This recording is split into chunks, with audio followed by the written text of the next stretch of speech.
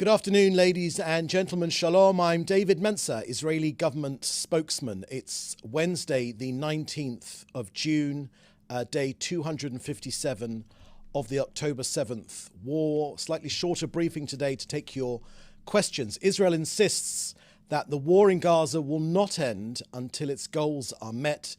We want to bring back 120 of our hostages, dismantling of Hamas's governmental and military capabilities, and of course removing the terrorist threat. Today is also International Day for the elimination of sexual violence in conflict. I would point you to the Screams Before Silence movie that you can see on YouTube. It was shown at the White House on Monday. On this day, it's even more important to remind the world of the horrific sexual crimes committed by Hamas terrorists on October the 7th. These are war crimes and crimes against humanity which stand in complete opposition to human morality. Hamas continues to commit such crimes by holding our 120 hostages in captivity, including women, the elderly, and children.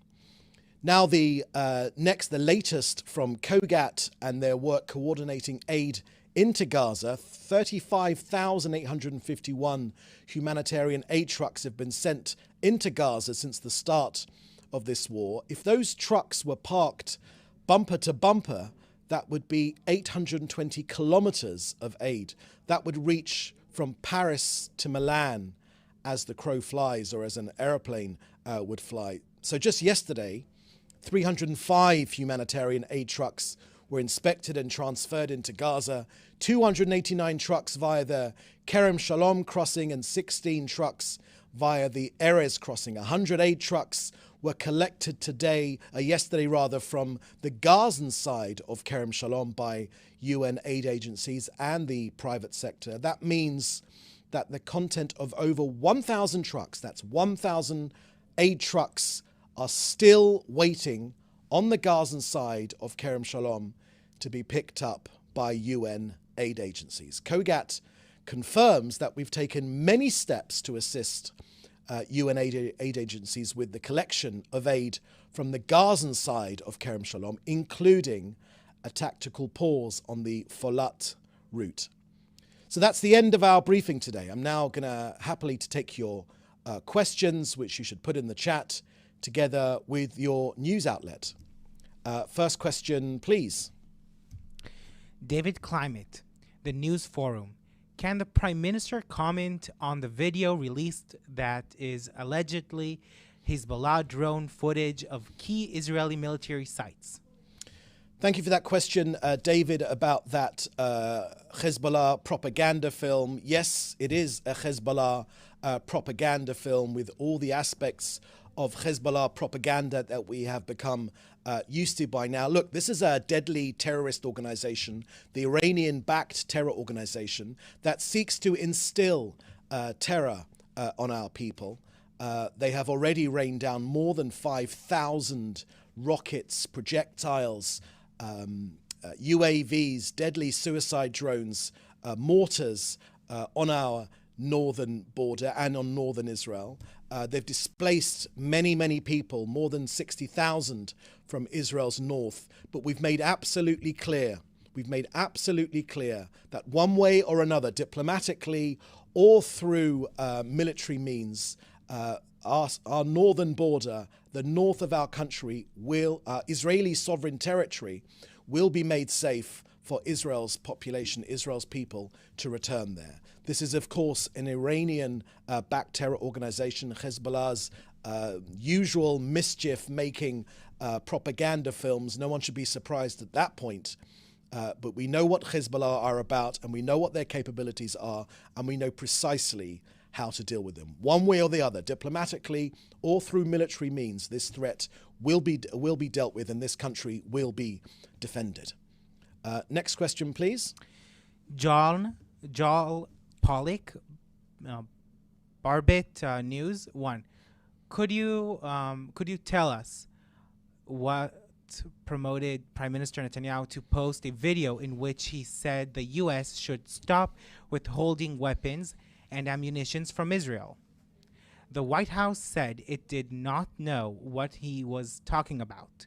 Now, there are reports about delayed F-15 sales. Can you please explain? Thank you for that question, Joel. As you saw in, excuse me, as you saw in yesterday's video from the Prime Minister, as leader of this country, a country at war, a country facing Iran's evil terror axis on 7 different fronts, a country fighting for its very survival, the Prime Minister felt the need to express his thoughts. He thanked the US for its support in the past and looked forward to, indeed all of us look forward to, receiving its support in the future. But ultimately, the Prime Minister is known as one of the most eloquent leaders in the world, and so I'll let the Prime Minister's words speak for themselves. And just to let you know, this is just out actually, the Prime Minister has just tweeted that the US ambassador to Israel, Jack Lew, told him that the ammunition and weapons that the Prime Minister referred to are in the process of being delivered to Israel. So the Prime Minister thanked him for that news and said that he expects this to happen, and he's instructed Israeli teams to work with our American counterparts so that it will happen. Next question, please, from Joel Pollack, second part of that question. 2. There are reports that the White House canceled a meeting with Israeli officials in response to the Prime Minister's video. Is there a new rift in the relations with Biden administration? Thank you for that second question, Joel. As you know, the Israel and the United States of America have been side by side through decades and decades. It's an extremely close relationship. It's a close partnership. There will be times in that partnership when issues come up which tests that relationship, and it's normal for there to be disagreements, of course, in all partnerships. But the Prime Minister's comments speak for themselves. He's made his comments clear, and I'll leave it at that. We do, of course, agree that the US is our closest partner. We're facing the same enemies. Iran, of course, they're our enemy here in Israel, but they're your enemy in the States as well. And I think that's not lost on the majority of the American people, nor on the majority of Israelis as well. Next question, please. Judy Cohen, WION, India. Has the Prime Minister discussed the U.S. sending its aircraft carrier back to the region in order to deter Hezbollah from a wider war, as was done towards the start of the war with the Hamas? Is this in any way related to Netanyahu's assertion that the U.S. is withholding arms assistance to Israel? Thank you for that question, Jody. As I mentioned to you before, the US and Israel stand side by side against so many enemies and have done for decades and decades now. All of our discussions remain on the diplomatic level, should remain in private, and that's what is the most important thing right now. The Prime Minister made his comments absolutely clear in the video which he released yesterday. He made his concerns clear, and I think that's the best place for you to get any further comment on this particular issue. Next question. David Isaac, JNF. Did Prime Minister Netanyahu know of the F-50 holdup when he made his video statement about the U.S. withholding arms yesterday? Thank you for that question, David. I think you're probably referring to F-15s rather than F-50. I don't think that F-50s exist, to my knowledge. But I think the Prime Minister spoke very eloquently in his video. He expressed his point of view. We've shared that with you now. We've also shared with you the tweet which we just put out just before we came on air from the Prime Minister regarding Ambassador Liu's comments I think that's the best things which I can say at the moment on these points. Next question. Lior Soroka. President Herzog told the U.S. lawmakers today in reference to Israel and the United States, we must stay together, and if we have anything to discuss, it should be discussed quietly. Was this a rebuke of the Prime Minister's statement yesterday accusing the Biden administration of withholding weapons and ammunition to Israel? Thank you very much for that question, Lior.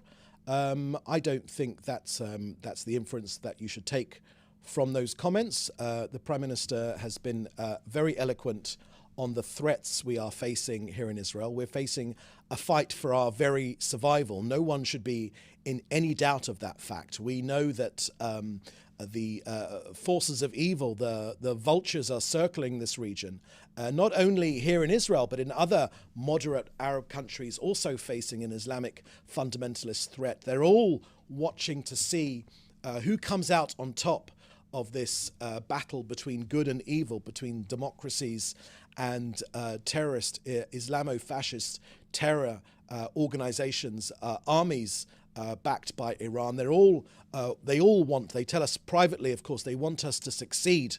And we are succeeding. We are winning this war. We are uprooting Hamas from Gaza. Our military successes are coming every single day, despite the heavy price which it has taken on our soldiers. So it's very important to reiterate that the relationship between Israel and the US is an extremely crucial relationship. We face the same enemies, this Iranian-backed terror. The Prime Minister's made his comments absolutely clear yesterday, and they were additional comments made today in his tweet regarding the reassurance which he received from Ambassador Liu. Next question, please. Hannah Julian, the Jewish Press. Good afternoon. It has been reported that Israeli officials were already on their way to Washington when the White House canceled the scheduled meeting on Iran. Are those officials planning to stay in the U.S. in hopes of rebooting that meeting, or are they turning around and returning to Israel? Thank you for that question, Hannah. I've got nothing more to add. We've got ongoing discussions at every single level with US officials. Those are very important to us, and I think I'll leave it at that. Next question. Jim Williams, Zenger International News Service, Washington, D.C. Yesterday, the Prime Minister stated that the U.S. is obstructing arms supplies to Israel, preventing the IDF from completing its mission in Gaza. Conversely, Secretary Blinken clarified in the press briefing that the U.S. has only withheld a single weapons request, the 2,000-pound bombs shipment, and emphasized that shipment has continued uninterrupted since they began in October of last year. Subsequently, a Pentagon spokesperson supported Blinken's assertion, confirming that arms are still being regularly sent to Israel. The spokesperson also noted, "We are supplying weapons to both Israel and Ukraine as quickly as possible." Okay, I think I've got the gist of the question.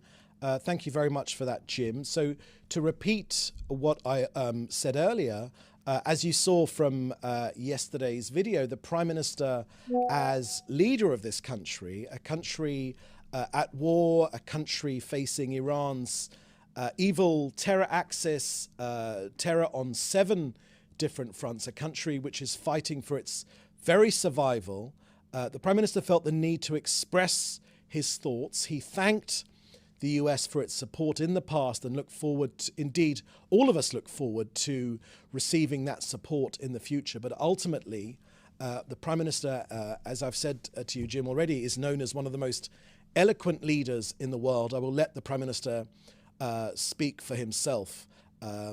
But also just to point you to the tweet which the Prime Minister just put out, that the US Ambassador to Israel, Jack Lew, has told him that the ammunition and weapons that the Prime Minister was referring to are in the process of being delivered to Israel. The Prime Minister thanked him for that news and said he expects this to happen, and has instructed Israeli teams to work with their American counterparts so that it will happen. I think that answers that question. Next question, please. Frederick Edgar from Interplanetary Television. Medical professionals have been protesting against police brutality outside Sheba Medical Center in Tel HaShomer after Dr. Tal Westbach was injured by a police water cannon during an anti-government protest. What is the Prime Minister's office comment regarding police brutality against protesters, even more so towards first responders and medical professionals? Thank you for that question, Fred. Of course, protest is a crucial part of every democracy. Israel is no different. It's a vibrant democracy. Some would say a very vibrant democracy here in Israel. Everyone has the opportunity to express their feelings and their emotions and their thoughts at this time. We're going through a difficult period in our history. We're facing the longest war since the establishment of this country in 1948. Of course, this country is 76 years old, but obviously has a 3,000-year history. We have a long history in this country of open discussion amongst ourselves. We love to argue in this country, and that protest, of course, should be always defended. The police do, and they must continue to act within the law to protect public safety. That's also a crucial element of every democracy. And we are confident that Israel's police are doing that and will continue to do that. Anyone which has been injured in these protests, that is extremely unfortunate. All of us here in Israel, through this very, very difficult time when emotions are running so high, not only because of the terror threat that we face, because of the length of this war to destroy this country, but we will win this war. We will bring this war to an end. We insist that the war won't end until all of its goals are met. That's the return of our hostages, the dismantling of Hamas's governmental and military capabilities, and of course, the removing of that terrorist threat. That's the precise framework proposed by Israel during these negotiations, and we maintain that these principles, while establishing conditions for transition between the stages, are upheld. Thank you. Any other questions? No, that was the last question. Okay, so that's the end of our briefing. You can join us tomorrow for another briefing at the same time. Thank you for joining us. Please do stay safe, and thank you. Bye-bye.